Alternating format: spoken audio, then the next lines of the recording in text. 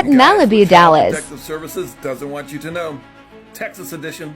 You know, one of the best ways that I'm constantly telling you how to expose CPS corruption is to go through their own policies and procedures. Why? Because they don't follow them. Another way to expose the corruption is just to go to your local news stations. And one of my clients in Texas did exactly that. You guys, this story is coming out of Denton, Texas, and it involves a hospital.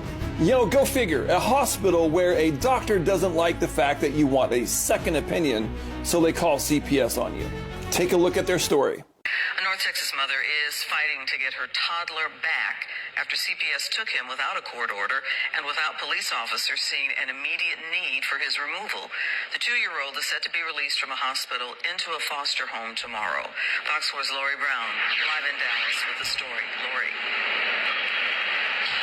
The boy's mother says that she never imagined that taking him to the hospital for a rash would end with him being taken away from her the very next day. And her court hearing is still a week away.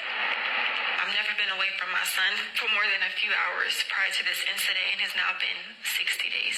Jocelyn Sanders says she has already overcome big odds just to give birth to her son Josiah. So they just kept telling me that they don't think I will make it to the 40 weeks. Sanders was paralyzed from the waist down when she was in high school. Her dad, Jason, says she persevered through college. When she graduated top 10% out of 40,000 students.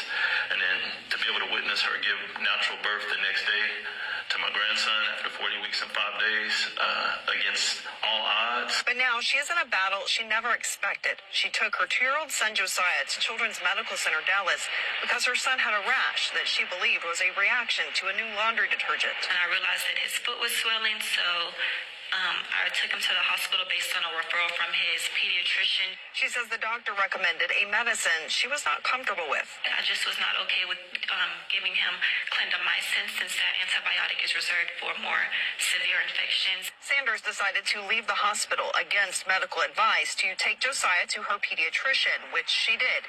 Even so, the next afternoon, CPS officers came to her apartment, accompanied by Corinth police.